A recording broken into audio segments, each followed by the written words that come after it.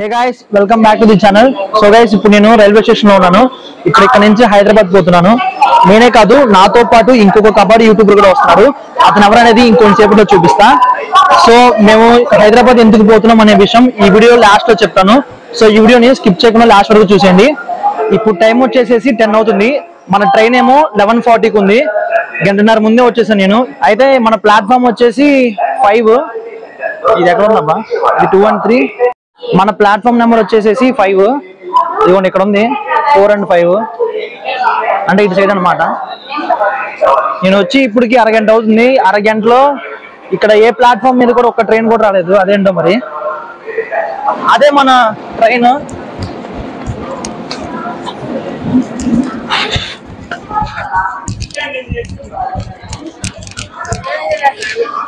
So guys, ఇదే మన train S7.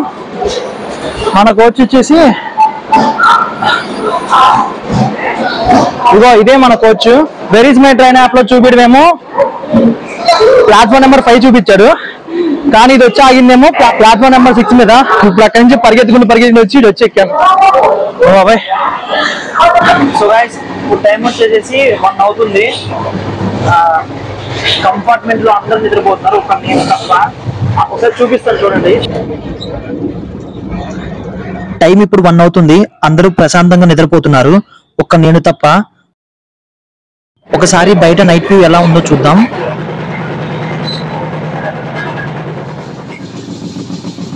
చుట్టూ అంతా చాలా చీకటిగా ఉంది, ఏమీ కనిపించట్లేదు. అక్కడక్కడ కొన్ని లైట్స్ వెలుగుతూ ఉన్నాయి. చూడడానికి చాలా బాగుంది. నాకు నైట్ టైం ట్రావెలింగ్ అంటే చాలా ఇష్టం. నైట్ టైం ట్రావెల్ చేసేటప్పుడు చాలా పీస్ఫుల్ ఫీలింగ్ కలుగుతుంది. సో టైం ఇప్పుడు 1 అయింది. మళ్ళీ 5 కల్లా సికింద్రాబాద్ స్టేషన్ లో దిగేసి అక్కడి నుంచి మళ్ళీ ట్రావెల్ చేయాలి. సో ఇప్పుడు నిద్ర రాకపోయినా సరే పడుకోవాల్సిందే, కళ్ళు మూసుకుని ప్రశాంతంగా. పెద్ద చిరాగ్గా ఉంది ముందు అసలు. సో గైస్, కొన్ని గంటల్లో మళ్ళీ స్టార్ట్ చేస్తాను వీడియో. సో అప్పటి వరకు good night, bye bye. Guys, ఇప్పుడు ఎర్లీ మార్నింగ్ వ్యూ ఎలా ఉందో చూద్దాం. వ్యూ కూడా చాలా బాగుంది. కొన్ని క్లిప్స్ చూపిస్తా, చూసేయండి.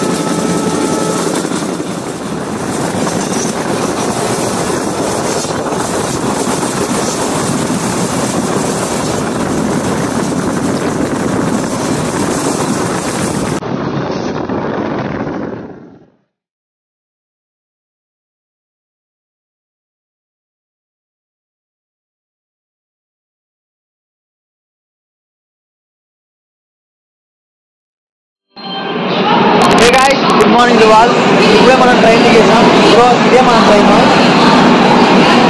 యాక్చువల్గా ఇవాళ ఎర్లీ మార్నింగ్ 5 కల్లా దిగాలి మేము ఇక్కడ, కానీ ఇప్పుడు టైం వచ్చేసేసి 6:30 అవుతుంది. 6:30 కాదు, 7 అవుతుంది. ఇప్పుడు ఇక్కడ నుంచి బస్ స్టాండ్కి వెళ్ళిపోయి అక్కడి నుంచి కొండాపూర్ వెళ్ళిపోవాలి.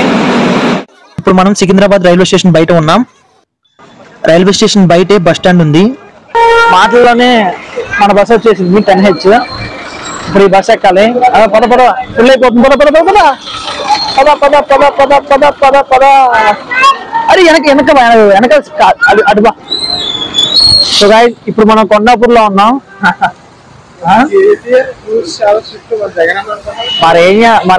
మరేం చేస్తాం. ఇప్పుడు మనం కొండాపూర్ లో ఉన్నాం. ఇప్పుడే బస్ దిగాం. అమ్మ, ఇక్కడ ఇంకా వర్షం పడతానే ఉంది. చిరాకు వస్తుంది అసలు. మీకు వర్షం ఇష్టం అనుకుంటా. ఇప్పుడు ఇక్కడ నుంచి రోడ్ నెంబర్ 10కి వెళ్ళాలి. ఇక్కడ నుంచి ఆటో పట్టుకుని పోవాలా. అన్న మంచి పేరు మీద ఉన్నాడు ఆటో అన్న, జుమ్మని పోతున్నాడు. సో గైస్ ఇప్పుడే నేను ఫ్రెష్ అయిపోయాను ఫుల్ గా.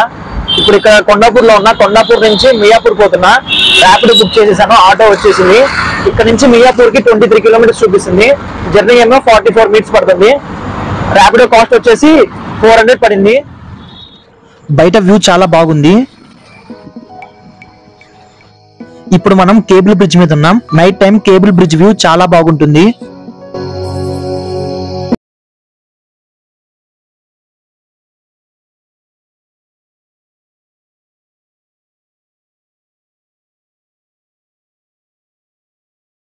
అంకుల్ హోమ్ గ్రూప్ దగ్గర ఉన్నాను. ఇప్పుడు ఇక్కడ నుంచి మనం క్లబ్ హౌస్కి వెళ్ళాలి. ఇక్కడ చాలా పీస్ఫుల్గా ఉంది, ఒకరితో ఒకరికి సంబంధం లేదు, సెక్యూరిటీ కూడా చాలా టైట్గా ఉంది.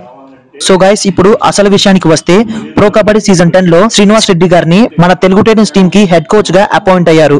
అయితే సాయి నాకు 2 డేస్ నుంచి ఫోన్ చేసి రిక్వెస్ట్ చేశాడు, శ్రీనివాస్ సార్ ని ఇంటర్వ్యూ చేస్తా, కొంచెం వీడియో షూట్ చేసి నాకు సపోర్ట్ చేయని అడిగాడు.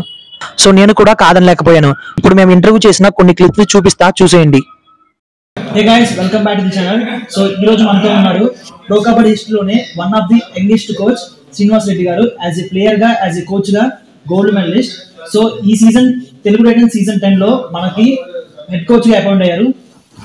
సో సార్ 2014 సీజన్ 2 నుంచి సీజన్ 4 వరకు మీరు తెలుగు టైటన్స్ కి అసిస్టెంట్ కోచ్ గా చేశారు.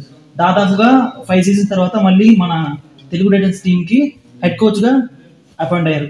సో మీరు ఇప్పుడు దీనికి ఏమైనా ఎలా ఫీల్ అవుతున్నారు సార్? డెఫినెట్లీ ఒక హ్యాపీ ఫీలింగ్. ఎందుకంటే ఫస్ట్ నాకు ప్రో కబడ్డీలో లైఫ్ ఇచ్చింది తెలుగు టైటన్స్ టీం కాబట్టి, మన టీంకి, మన తెలుగు టైటన్స్ టీంకి సో పనిచేయడం అంటే it's a great feeling. And ఒక రెస్పాన్సిబిలిటీ అయితే పెరిగింది. ఖచ్చితంగా తెలుగు టైటన్స్ యొక్క స్టేచర్ మారాలని కోరుకుంటున్నాను. ఖచ్చితంగా మారుతుందని అనుకుంటున్నాను. So sir Telugu Titans team గురించి చెప్పుకోవాలంటే సీజన్ 1 నుంచి సీజన్ 4 వరకు, ఎందుకంటే ఆ టైంలో మన తెలుగు టైటన్స్ టీం అద్భుతమైన పర్ఫార్మెన్స్ ఇచ్చింది. ఆ తర్వాత సీజన్స్ అన్ని మనల్ని నిరాశపరిచింది. సో ఈసారి సీజన్ 10 లో మీరు కంబ్యాక్ అయ్యి అప్పుడు చూసిన పర్ఫార్మెన్స్ ని చూపించారా?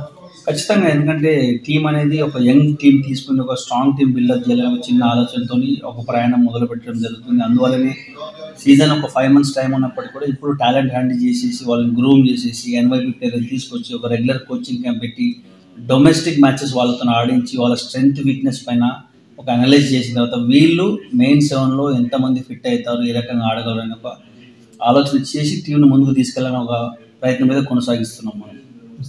గత సీజన్లో చూసుకుంటే, గత సీజన్ ఆప్షన్లో తెలుగు టైటన్స్ టీం ఎక్కువగా సీనియర్ ప్లేయర్స్ని కొనుక్కుంది సార్. సో ఈసారి ఆప్షన్ స్ట్రాటజీ ఎలా ఉండబోతుంది? పోయినసారి లాగా ఎక్స్పీరియన్స్ని తీసుకుంటారా, లేకపోతే ఈసారి యంగ్ ప్లేయర్స్ని ఎక్కువ ప్రిఫరెన్స్ ఇస్తారా? డెఫినెట్లీ. ఎందుకంటే ఇప్పుడు ఏదైనా ఆప్షన్ తీసుకునే ముందు కరెంట్ నేషనల్స్లో కరెంట్ ఫామ్ ప్లేయర్ అనేది ఏ రకంగా ఉంది, దాన్ని బట్టి మనకి టీంకి ఏ రకమైన ప్లేయర్ అవసరం పడతారో వాళ్ళని చూస్ చేసుకుని టీం బిల్డప్ చేయడం జరుగుతుంది. సో ఆ రకమైన స్ట్రాటజీతోనే వెళ్తాం. అండ్ మోర్ ఓవర్ ఏంటంటే ఖచ్చితంగా యంగ్ ప్లేయర్ అనేవాడు కొంచెం హంగర్ ఎక్కువ ఉంటుంది, ఇంజురీస్ కన్సర్న్ ఉండదు, రికవర్ అయ్యే ఛాన్సెస్ తొందరగా ఉంటుంది. కాబట్టి యంగ్ టీం బిల్డప్ చేసి వాళ్ళకి ఎక్స్పీరియన్స్తో ప్లేయర్ని తీసుకొచ్చి కలిపి ఆడిస్తే ఒక మంచి టీం బిల్డప్ అవుతుందని ఒక చిన్న ఆలోచన. సార్ గతంలో కంటే ఇప్పుడు మీ కోచింగ్ నైపుణ్యాలు అనేవి చాలా అద్భుతంగా ఉన్నాయి, చూడడానికి చాలా మెరుగ్గా కనబడుతుంది సార్. అయితే ఈసారి సీజన్ 10లో మీరు ఎలాంటి శిక్షణ ఇవ్వబోతున్నారు? అవి ఎంత కఠినంగా ఉండబోతున్నాయి? కఠినం అనేది ఏముండదు. జస్ట్ మనం తీసుకున్న తర్వాత వాడి యొక్క స్ట్రెంగ్త్ వీక్నెస్ మనం ఫస్ట్ అనలైజ్ చేయాలి. దానిపైన మనం ట్రైనింగ్ ప్రోగ్రామ్ డిజైన్ చేయాలి. తన యొక్క స్ట్రెంగ్త్ ఏంటి, తన యొక్క మైనస్ ఏంటి. సో మైనస్ని స్ట్రెంగ్త్ లాగా కన్వర్ట్ చేయాలి. ఆ రకంగా ప్లేయర్లను తీసుకెళ్ళి తీర్చిదిద్ది ముందుకు తీసుకెళ్లాలని ప్రయత్నం చేస్తున్నారు. సార్ గత సీజన్లో చూసుకుంటే most of the players experience players ఉన్నారు. చాలామంది మంది సుజిత్ నర్వాల్, పర్వేష్ బెన్స్ వాళ్ళు, విశాల్ భారద్వాజ్, వీళ్ళంతా ఇండియా కాని ప్లేయర్స్, చాలా ఎక్స్పీరియన్స్ ప్లేయర్స్. కానీ వాళ్ళందరినీ సీజన్ 9లో తీసుకున్నా కానీ మనం మంచి పర్ఫార్మెన్స్ చూడలేకపోయాం. అది ఎందువల్ల అంటారు సార్? ఎందువల్ల అంటారు? అది స్పోర్ట్స్లో ఎప్పుడైనా ఆ సిచ్యువేషన్, ఆ కాంబినేషన్ ఒక్కొక్కసారి మిస్ మ్యాచ్ అయినప్పుడు ఇలాంటి రిజల్ట్సే వస్తుంటాయి. సో ప్రతి మ్యాచ్ కూడా చిన్న మార్జిన్తో ఓడిపోవడం జరిగింది. సో అలాంటి సిచ్యువేషన్ నుంచి ఓవర్కమ్ అయితే డెఫినెట్లీ టీం రిజల్ట్ మారుతుంది, టీం ముందుకెళ్ళే ఛాన్స్ ఉంటుంది. Sir most of the Telugu fans మళ్ళీ మన తెలుగు టైటన్స్ టీంలోకి రాహుల్ చౌదరి రావాలని కోరుకున్నారు సార్. ఒకవేళ ఈ సీజన్ 10 ఆప్షన్లో జైపూర్ పింక్ ప్యాంథర్స్ కనుక రాహుల్ చౌదరిని ఆప్షన్లోకి వదిలేస్తే టైటన్స్ టీం కొనుక్కునే అవకాశం ఉందా? అది ఇప్పుడే మనం ఏం చెప్పలేము, ఎందుకంటే రాహుల్ చౌదరి యొక్క పర్ఫార్మెన్స్ గత సీజన్లో బ్రహ్మాండంగా ఆడాడు. జైపూర్ పింక్ ప్యాంథర్కి ట్రోఫీ కూడా తీసుకోవడం జరిగింది. ఒకవేళ అలాంటి ఫామ్ను స్టిల్ ఇప్పుడు కూడా కొనసాగిస్తే డెఫినెట్లీ ఎస్ మనం రాహుల్ చౌదరి తీసుకురావచ్చు. ఎందుకంటే రాహుల్ చౌదరి అంటేనే తెలుగు టైటన్ అంటేనే రాహుల్ చౌదరి. ప్రో కబడ్డీలో ఫస్ట్ 2-3 మ్యాచెస్ అనేది చాలా చాలా ఇంపార్టెంట్. ఒకసారి ఆ విన్నింగ్ మొమెంటం కనుక ఇనిషియల్ మ్యాచెస్లో వస్తే టీం యొక్క అట్మాస్ఫియర్, ఆ ప్రెషర్ అన్నీ తగ్గిపోయి పాజిటివ్ మొమెంటం వైపు ముందుకు నడుస్తున్నప్పుడు ఈజీగా కొన్ని కష్టమైన సందర్భాల్లో కూడా ఈజీగా సునాయాసంగా ఆడిల్ క్రాస్ చేసి విన్నింగ్ మొమెంటంలోకి మలిచి విన్ చేయగలుగుతారు. So first 2-3 matches which is very very important. So guys 2 hours తర్వాత ఇంటర్వ్యూ అయిపోయింది. ఇప్పుడు మీరు చూస్తున్నారు కదా, ఇవన్నీ సార్ విన్ అయిన అవార్డ్స్. ఇది Bangladesh recently Bangabandhu. Okay sir, Bangladesh వాటిలోకి మన ఇండియా టీం ఎందుకు వెళ్ళట్లేదు సార్? అది ఏషియన్ గేమ్స్ లో ఎవరైతే సెమీఫైనల్స్ ఆడారో వాళ్ళకి కాకుండా మిగతా వాళ్ళని మాత్రమే పిలుస్తారు. This is my first assignment as Indian team coach junior India. Okay. Vishal Bharadwaj, Sachin తవర్, Vikas Kandola. Okay. Asian championship 2016 Iran gold medal. Okay.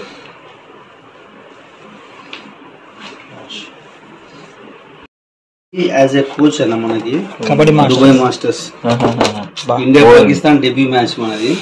ఓ ఇందండి ఎంత మెడల్ ఉంది? Olympic medal. ఒలింపిక్ కూడా